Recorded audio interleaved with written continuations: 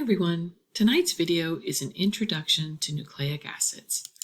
So the nucleic acids are DNA and RNA, and that stands for deoxyribonucleic acid and ribonucleic acid.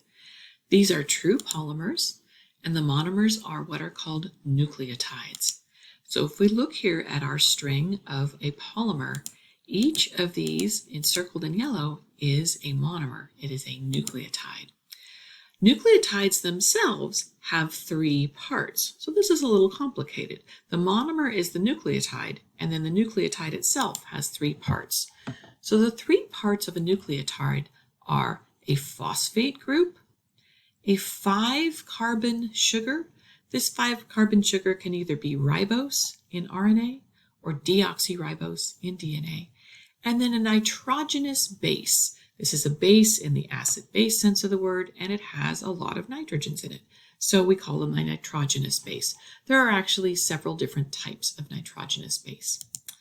We do have an abbreviated structure for a nucleotide, and it looks like this. So the phosphate group is indicated with a circle. It doesn't matter if it's pink, the color doesn't matter, just the circle. The nitrogenous base is indicated with kind of a square or a rectangle, and then the 5-carbon sugar is integrated with this 5-sided shape here. So you can always draw the nucleotide with the abbreviated structure. You do not need to know how to draw the actual chemical structure. RNA and DNA have different sugars, as I've said, either ribose or deoxyribose, and they have different nitrogenous bases. So RNA and DNA are composed of 4 different nucleotides, and how they differ is in the nitrogenous bases.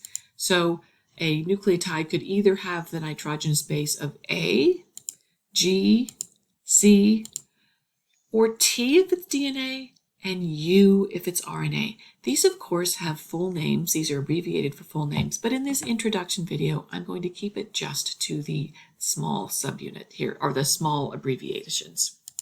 So the order of these different nucleotides, this is what comprises the genetic code. So an AGCCG is a code. It's our genetic code.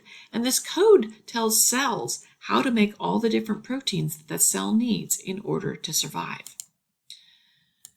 The function of nucleic acids then is to hold the genetic information for the cell.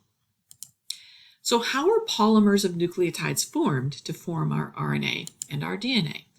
Well, we were going to link together 2 nucleotides to start using a dehydration synthesis reaction. So we would take the hydroxyl from the phosphate and a hydrogen from one of the carbons off of the ribose of the nucleotide.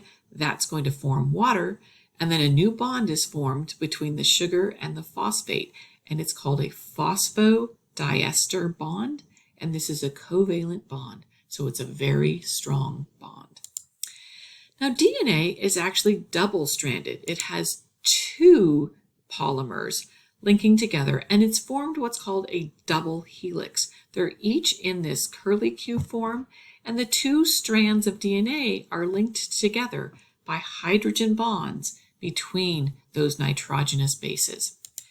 You are very used to seeing probably this depiction of DNA, and then that DNA is wound together very tightly to form this chromosomal shape that you're probably also very accustomed to seeing.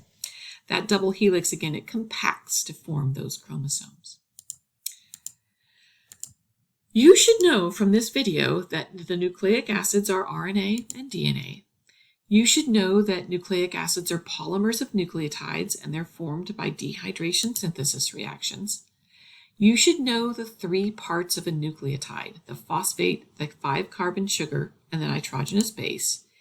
And you should know that the different nucleotides have different nitrogenous bases, A, C, G, and T for DNA, or A, C, G, and U for RNA.